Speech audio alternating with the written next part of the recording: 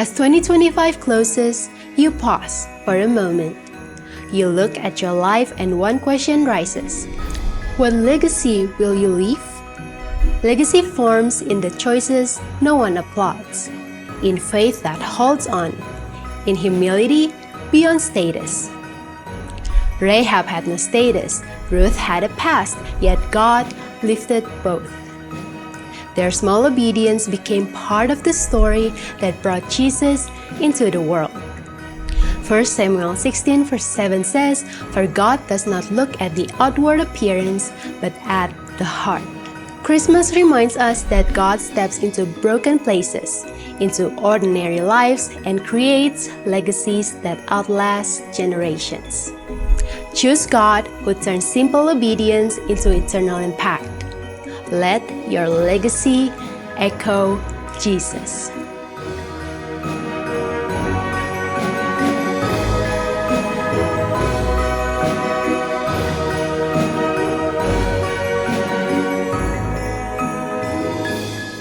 Shalom AFJF Bali. Saya percaya dimanapun kita berada, kita siap untuk memuji Tuhan pada hari ini, amin.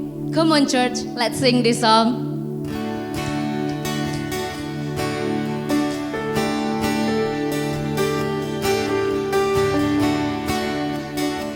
Mari kita nyanyikan lagu ini, come on. Arti hidupku ku temukan dalam-Mu, setiap janji-Mu menuntun langkahku. Mari katakan, takkan ku menyerah walau badai menerpaku. Ku kan berlari dengan kuat kuasa-Mu, selama mentari bersinar, selama bumi berputar, selamanya janji-Mu tak berubah di dalam hidupku. Selama nafasku berhembus, selama jantungku berdetak, selamanya ku kan ikuti setiap rencana-Mu Tuhan.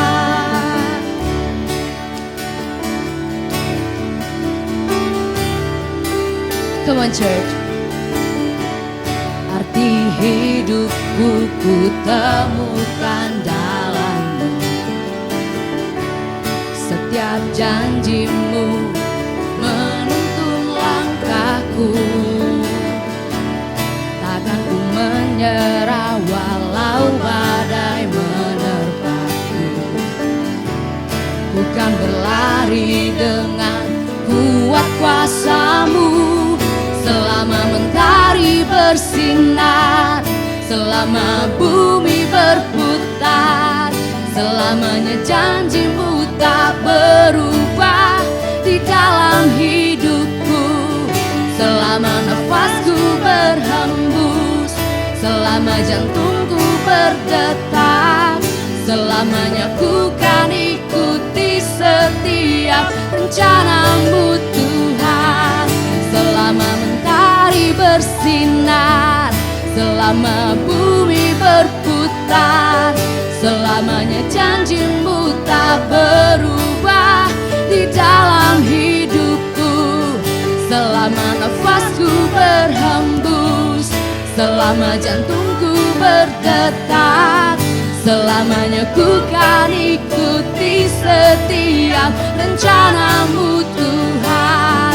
Selamanya ku kan ikuti setiap rencana-Mu Tuhan.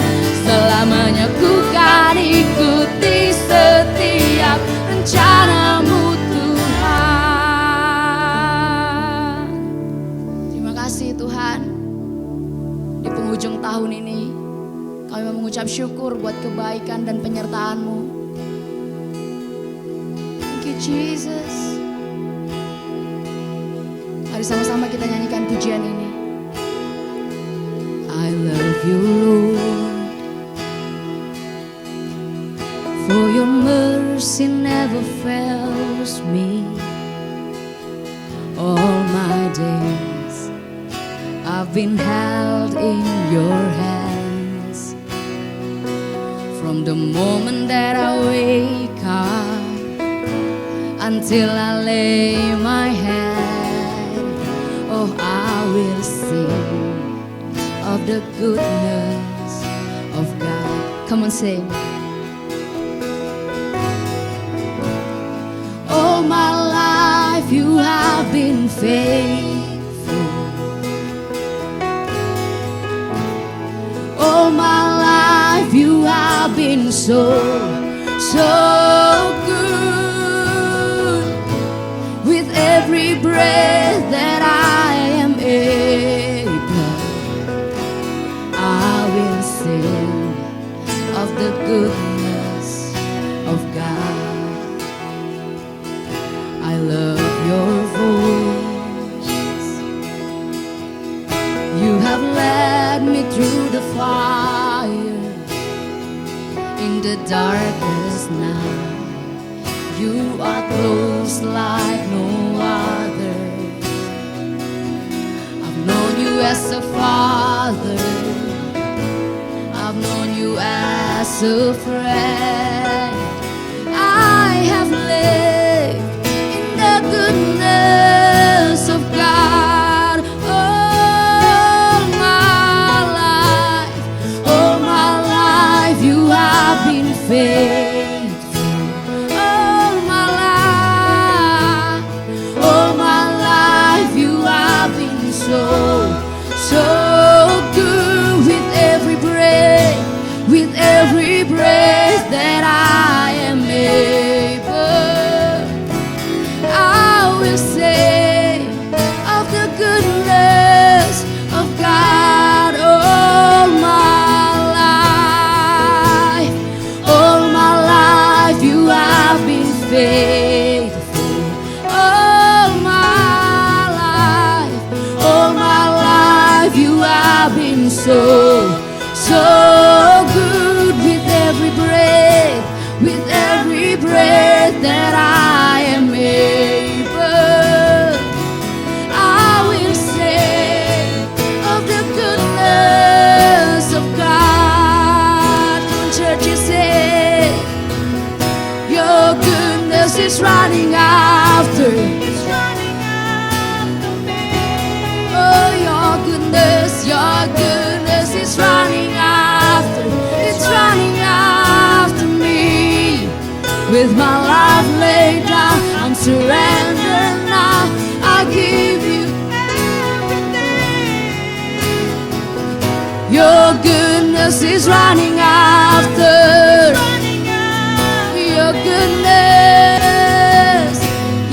goodness is running after. It's running after me. Your goodness is running after. It's running after me. Oh,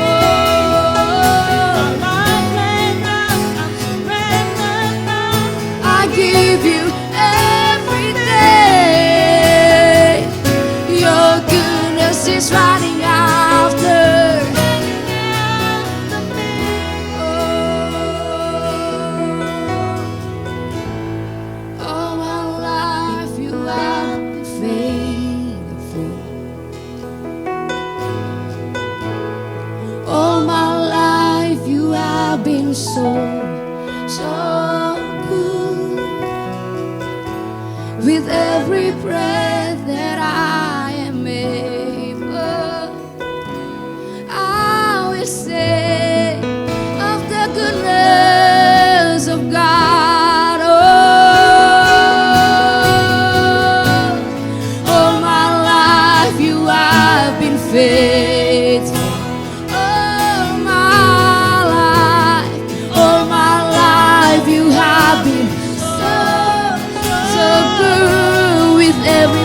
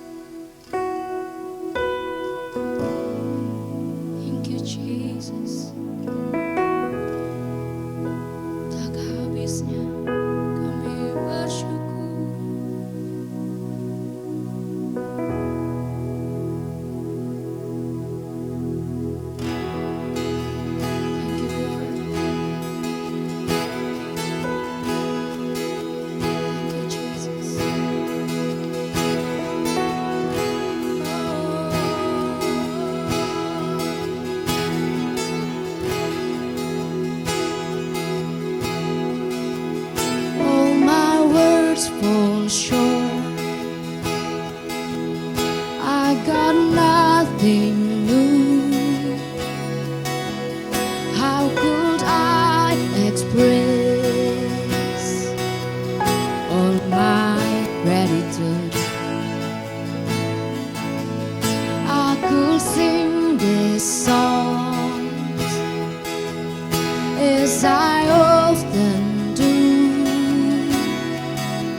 but every song must end, and you never do. Come on, church. So I throw up my hands and bless you again and again, 'cause all that I have is a hallelujah, hallelujah. And I know it's not much, I'm nothing else fit for the King, except for a heart singing hallelujah, hallelujah.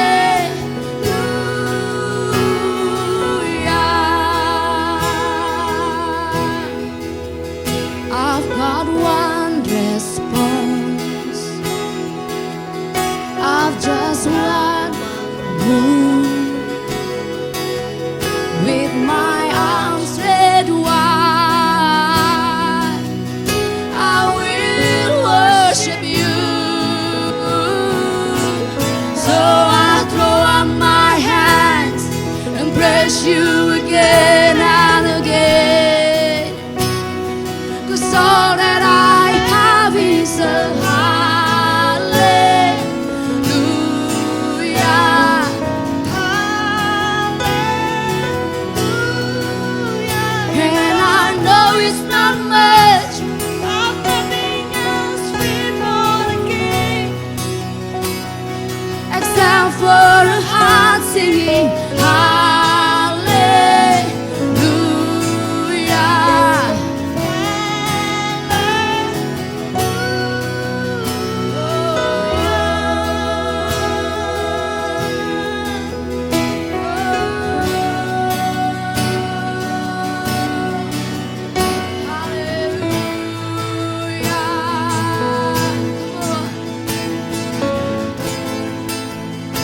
Come on, church. Come on, my soul. Oh, don't you get shy on me.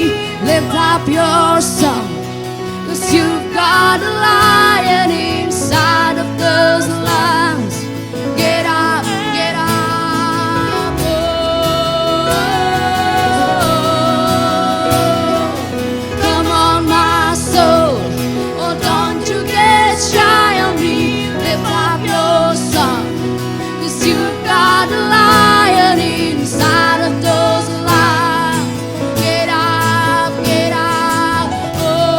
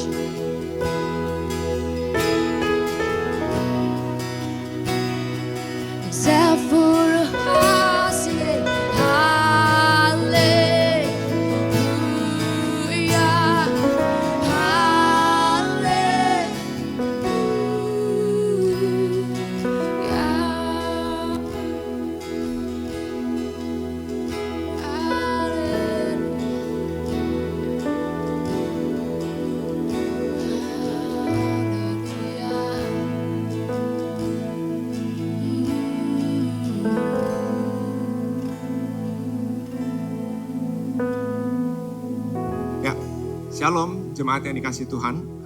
Selamat datang di ibadah online IFGF Kuta Bali. Dan saya harap kalian semua dalam keadaan yang baik-baik. Ya, kita baru saja merayakan Natal sama-sama. So, Merry Christmas dan Early Happy New Year untuk kalian semua. Dan ya, sebelum kita mulai, kita akan sama-sama hampiri Tuhan dan kita akan berdoa. Bapa di surga, kami mengucap syukur ya Tuhan untuk hari ini. Kami bisa berkumpul semua di sini dengan baik. Dan baik secara, walaupun kami melakukan ini secara online, tapi kami percaya hadirat-Mu ada di dalam setiap kehidupan kami. Kami sebentar lagi akan mendengarkan firman-Mu ya Tuhan. Dan biarlah hati kami terbuka untuk setiap benih firman yang ditaburkan. Dan kami bisa menerima benih firman itu dan semua benih firman bisa bertumbuh, berbuah, dan berakar juga di dalam kehidupan kami dan hidup kami menjadi berkat untuk semua orang. Terima kasih ya Tuhan. Thank you, in Jesus name we pray.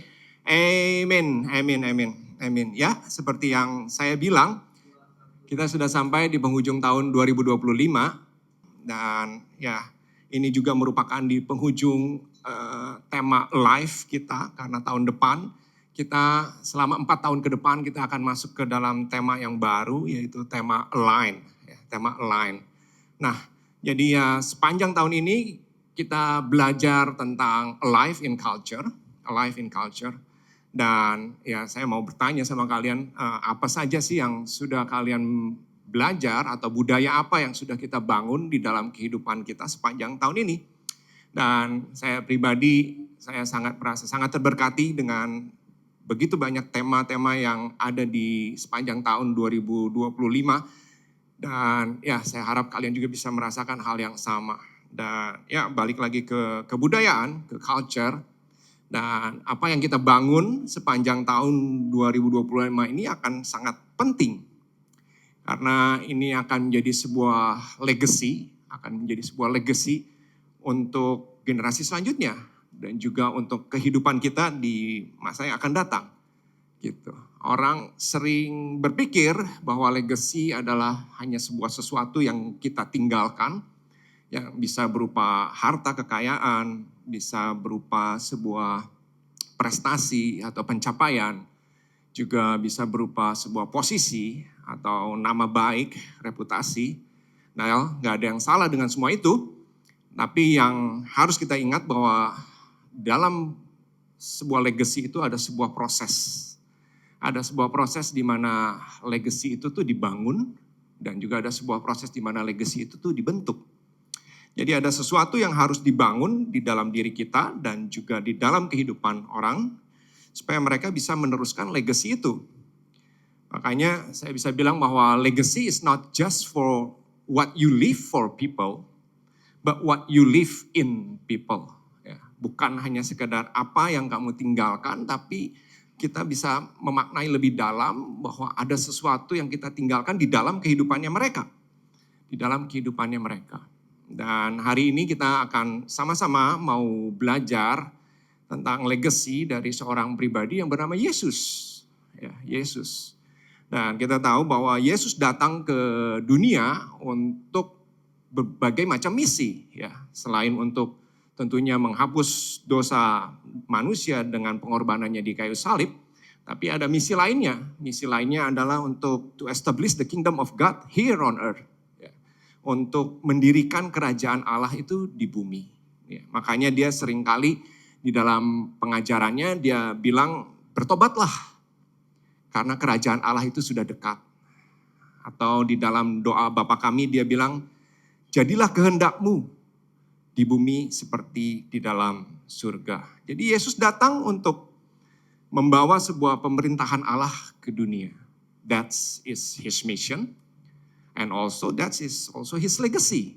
Ya, makanya ketika dia terangkat ke surga ada sebuah amanat agung untuk kita semua. Jadikanlah semua bangsa muridku dan baptislah mereka di dalam nama Bapa, Putra dan Roh Kudus. That's his legacy. Itu adalah sebuah legasinya gitu.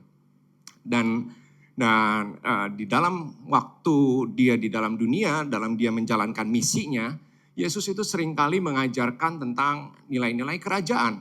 Ya, nilai-nilai kerajaan Allah yang dia ajarkan kepada murid-muridnya dan kepada orang-orang banyak.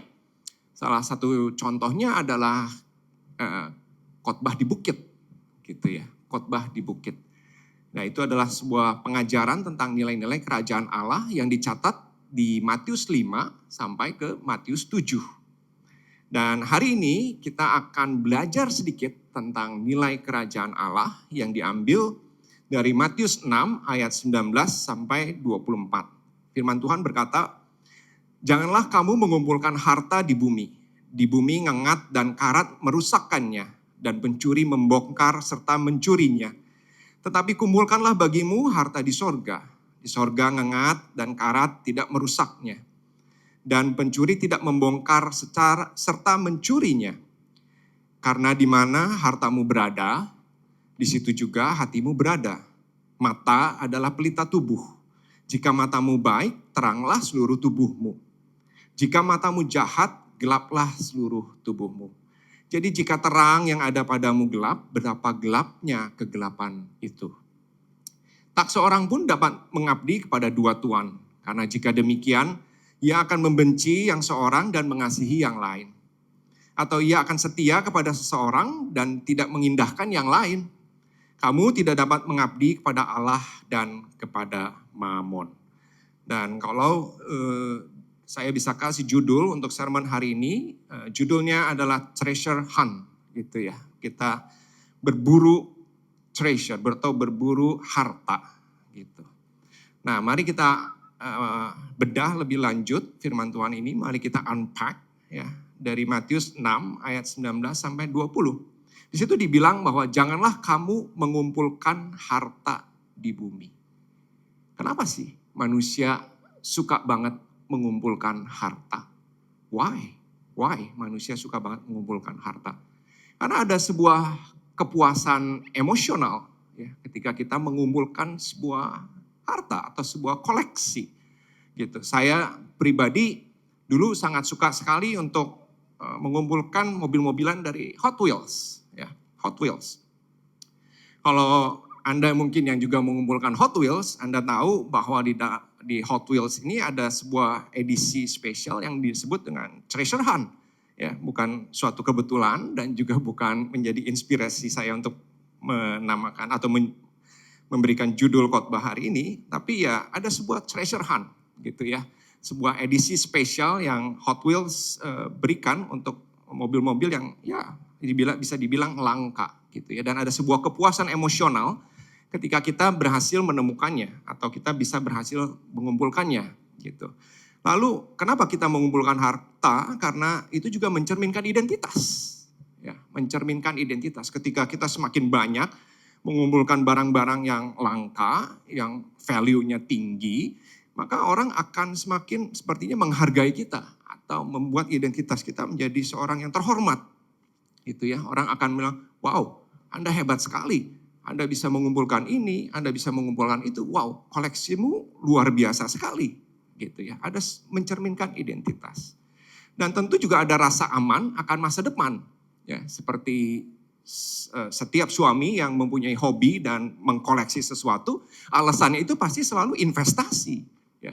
Saya mengumpulkan mobil karena ya ini adalah investasi. Saya bilang sama Risa, sama istri saya, ini investasi gitu ya. Dan juga menjadi sebuah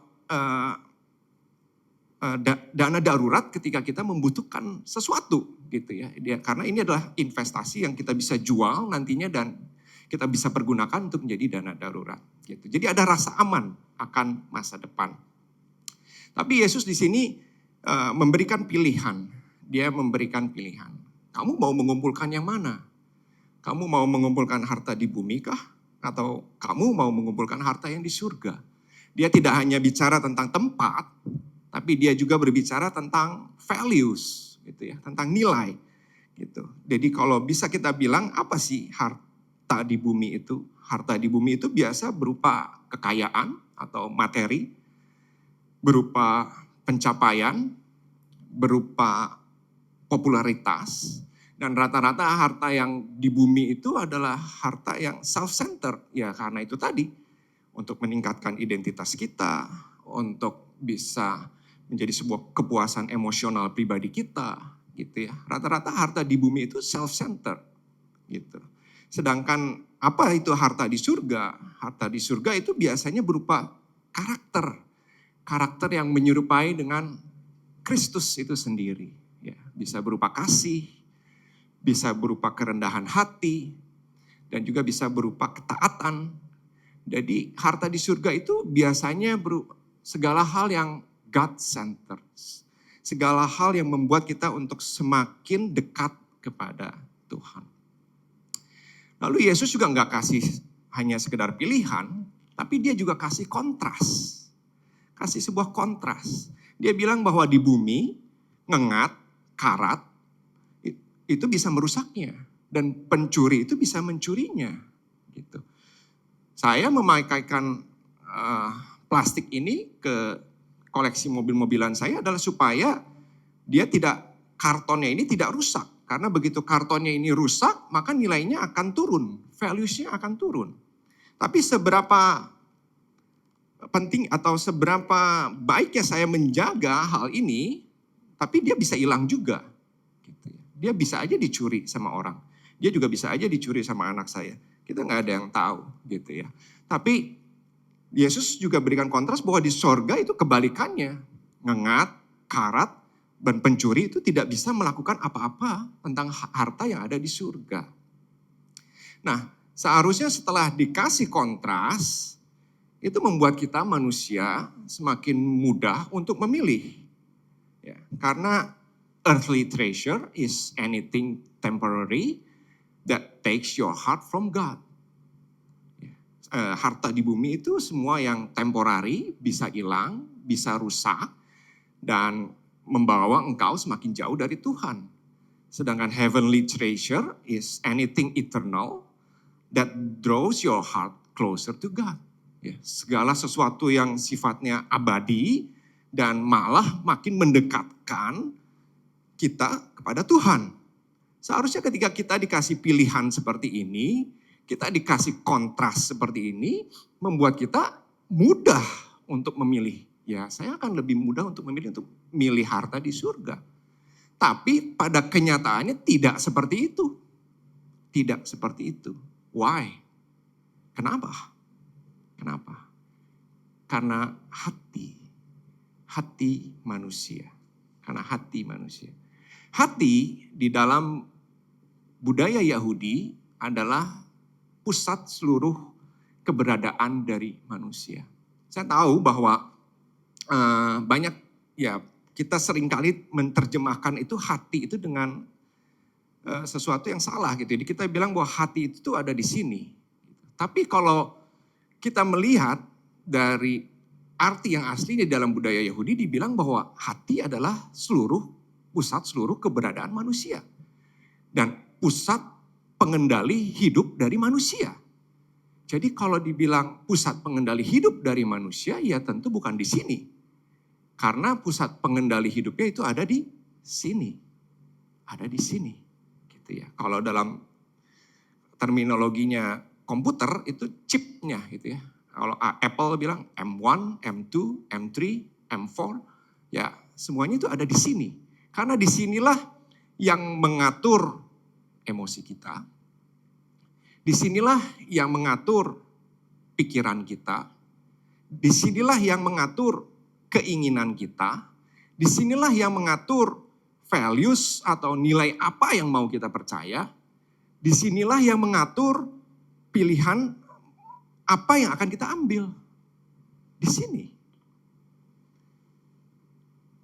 Makanya di Matius 6 ayat 21 Yesus bilang, karena di mana hartamu berada, di situ juga hatimu berada.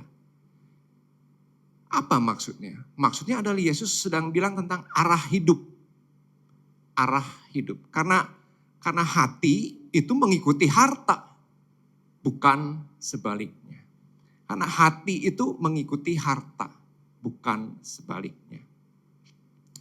Dan kalian harus catat ini karena ini adalah sesuatu yang penting. Ya. Jadi kalau jika uang itu hartamu, maka segala pikiran, segala emosi, segala keputusanmu akan condong kepada uang. Dan jika popularitas adalah hartamu, maka hidupmu akan sangat tergantung kepada opininya orang. Jika kesuksesan adalah hartamu, maka hidupmu akan selalu didrive untuk meraih kesuksesan. Namun jika kerajaan Allah adalah hartamu, maka hidupmu akan bergerak ke arah kehendaknya. Karena sekali lagi ya, karena hati mengikuti harta, bukan sebaliknya. Lalu di Amsal 4 ayat 23, sebuah ayat yang tentu kalian sudah sangat sering dengar, dan saya harap juga kalian sudah sangat sering baca, berkata bahwa jagalah hatimu dengan segala kewaspadaan, karena dari situlah terpancar kehidupan. Jadi ya kita harus jaga hati kita. We must guard our heart. Gitu ya. We must guard our heart. How? How we guard our heart? Guard your heart with habits. Guard your heart with habits. Ya. Bukan hanya habits secara fisikal, bukan hanya berarti kalian paddle setiap minggu atau paddle setiap hari atau ikut maraton kesana kemari, New York, Tokyo, Berlin, London, everything. Bukan hanya itu. Ya, tapi bangun juga habit secara spiritual. Kalian baca firman, kalian mendengarkan firman, kalian baca devotion, kalian do journaling. Itu adalah sebuah habits yang kalian bisa bangun untuk membangun kehidupan spiritual kalian. Lalu ada guard your priorities. Jaga prioritasmu. Kalau saya bisa bilang how to guard your priorities, ya kamu mendahulukan purpose over popularity. Purpose over popularity. Ya karena kita semua di sini adalah punya sebuah purpose. Kita di dalam dunia punya sebuah purpose, ada sebuah tujuan yang Tuhan berikan. Sebagai umat pilihan kita dikasih tugas untuk melakukan pekerjaan-pekerjaan yang besar dari Tuhan. Sebagai God's masterpiece kita diberikan purpose untuk bisa melakukan pekerjaan baik yang daripada Tuhan. Di Kejadian dibilang bahwa taklukkanlah bumi. Sebagai umat Tuhan kita punya tanggung jawab untuk sebagai seorang pengelola yang baik. Steward yang baik. That's our purpose. Jangan kita pentingkan popularity. Jangan kita hanya pentingkan ketenaran atau posisi yang hanya kita tuju. Karena saya percaya bahwa promotion is always comes from God. Ketika kita do our purpose, the promotion always comes from God. Lalu ada apa lagi? Lalu we priority character over charisma. Karakter itu lebih penting daripada karisma. Kita lebih penting untuk membentuk karakter daripada kita membentuk karisma. Karena karisma will follow karakter. Ketika kita punya karakter yang baik, ketika kita punya karakter yang benar, maka karisma will follow.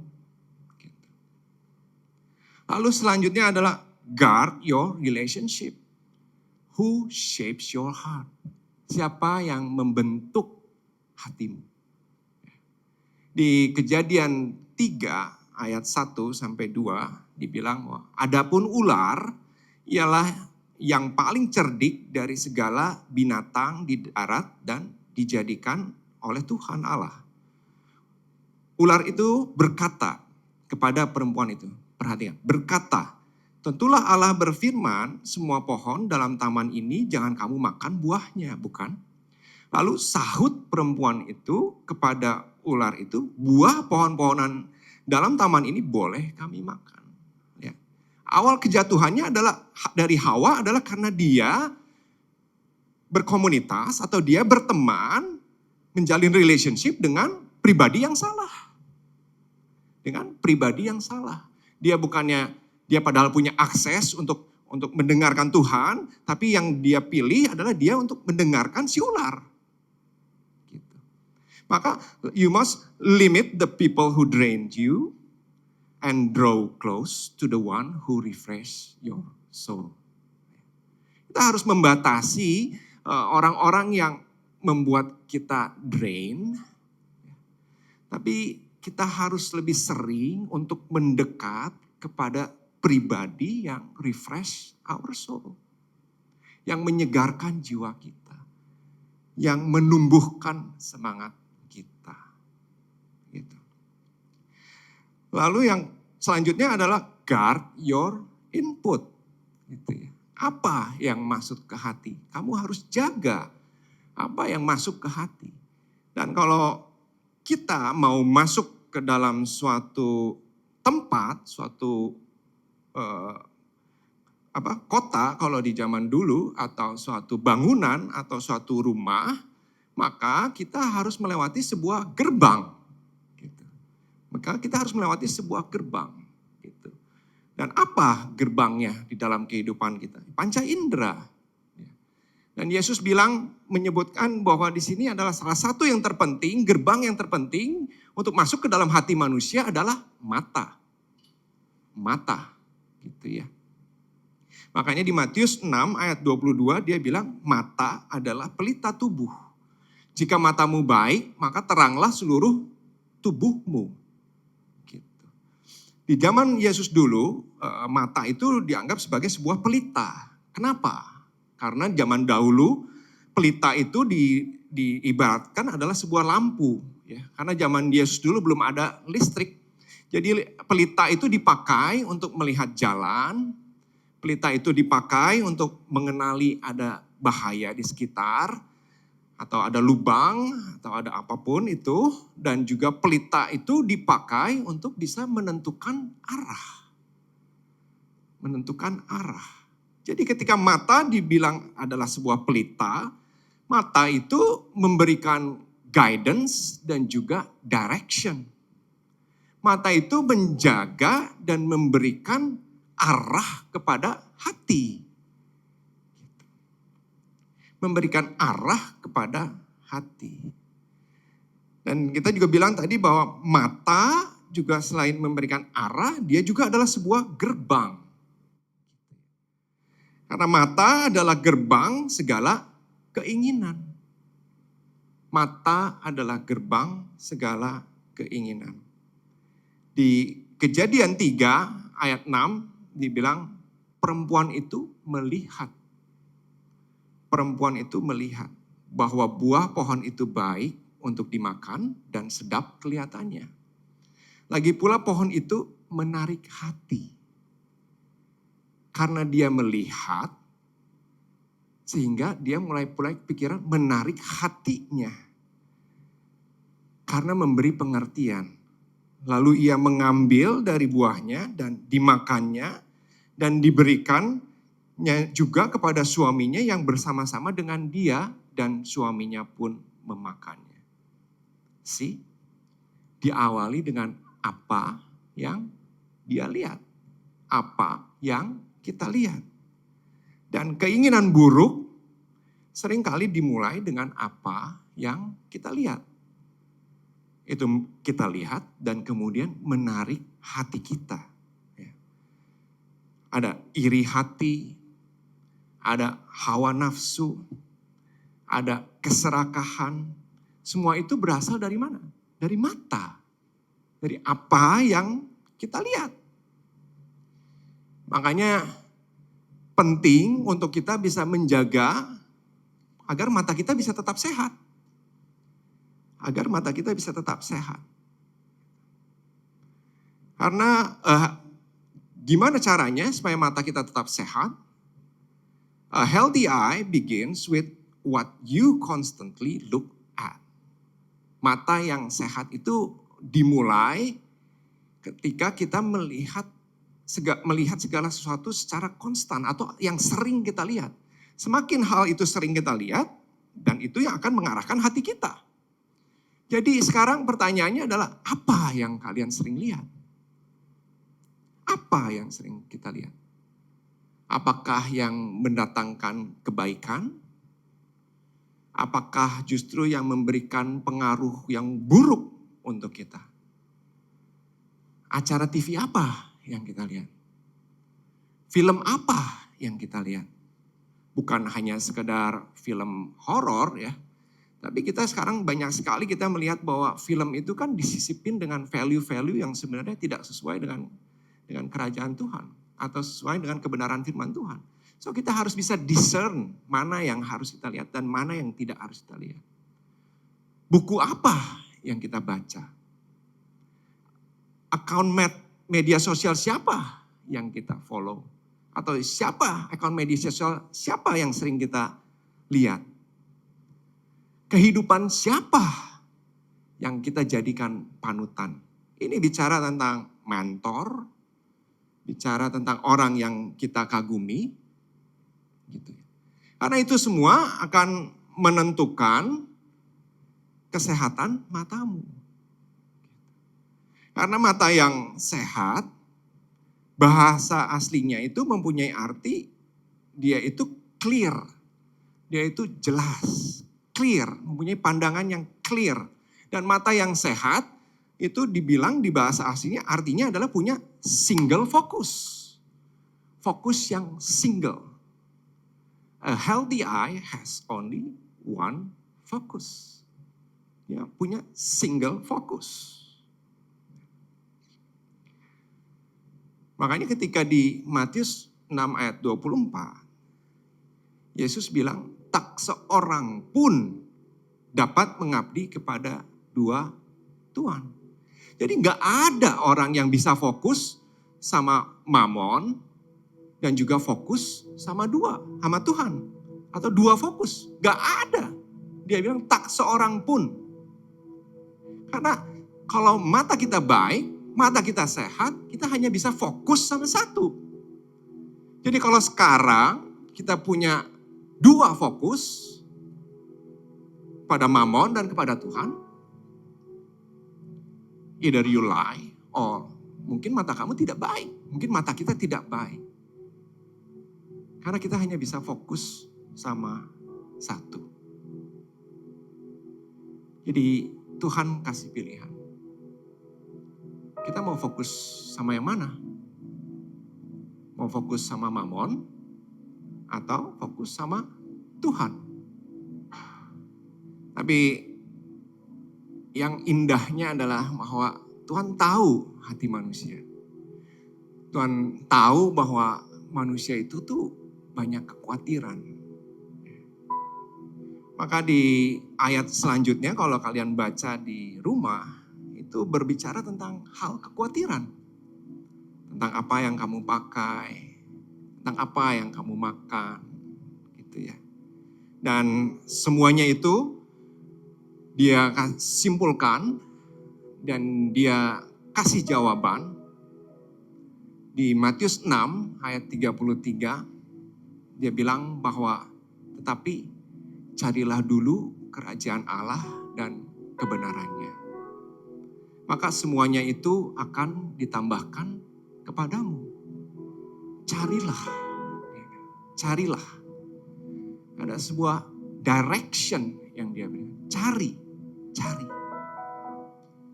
Kenapa? Karena kalau kita mengarahkan fokus kita kepada Allah, pada kerajaan Allah, dan menjadikan Allah sebagai raja yang memerintah di dalam kehidupan kita, dan kita hidup sesuai dengan kebenaran firman Tuhan, maka apapun segala kekhawatiran kita, apa yang kamu makan, apa yang akan kamu pakai, segala kekhawatiran kita akan hidup kita, dan itu semua akan ditambahkan dalam kehidupan kita. Kita tidak perlu lagi repot-repot untuk mengumpulkan harta atau mengejar harta ke sana kemari. Karena sebetulnya kita sudah menemukan harta yang sesungguhnya. Harta yang tidak akan dirusak oleh ngat, tidak akan dirusak oleh karat, dan bahkan tidak bisa dicuri oleh orang. Dan Ya, pagi hari ini apakah kalian mau untuk mengarahkan hati kalian, mengarahkan pandangan kalian kepada harta itu? Kalau ya selamat. Karena kalian semua sudah menemukan harta yang paling berharga di dalam kehidupan kalian.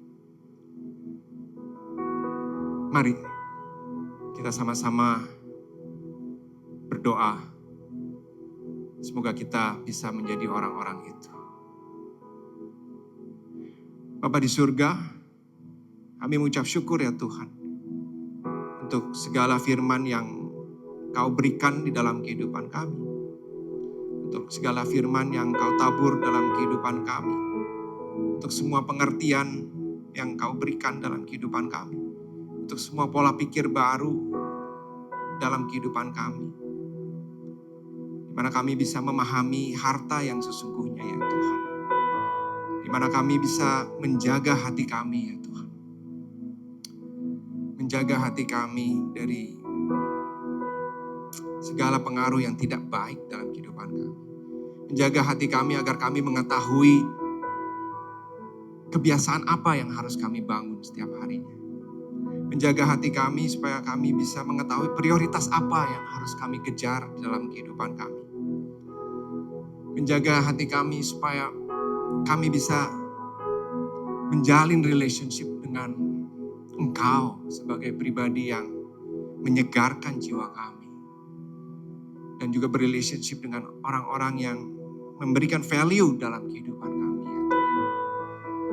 Dan menjaga hati kami untuk bisa mengontrol, untuk bisa memilih apa yang baik yang masuk ke dalam kehidupan kami Tuhan. Melalui mata kami. Apa yang kami lihat, apa yang kami baca, dan apa yang kami pelajari ya Tuhan. Terima kasih ya Tuhan. Dan biarlah ini menjadi doa kami, agar kami di tahun 2026 menjadi pribadi yang semakin baik lagi. Pribadi yang semakin mengasihi Engkau dan mengasihi sesama kami. Jadi seorang pribadi yang bisa meninggalkan legacy yang baik untuk orang-orang di sekitar kami. Terima kasih ya Tuhan. Terima kasih ya Tuhan. Mari sama-sama jemaat Tuhan kita angkat tangan kita dan terima berkat daripada Tuhan. Semoga kasih Allah dan anugerah dari putranya yang kudus Yesus Kristus dan penyertaan dari Roh Kudus selalu bersama-sama dengan kita. Dan semoga tahun 2026 kita bisa semakin naik dan tidak turun. Jadi kepala dan bukan jadi ekor. Ketika kita melakukan apapun yang Tuhan perintahkan di dalam kehidupan kita. Dan kita bisa semakin align dengan Tuhan. Semakin selaras dengan Tuhan. Dan mengerti apa yang mau Dia kerjakan di dalam kehidupan kita. Terima kasih ya Tuhan. Di dalam nama Tuhan kami Yesus Kristus. Semua yang percaya sama-sama katakan amin.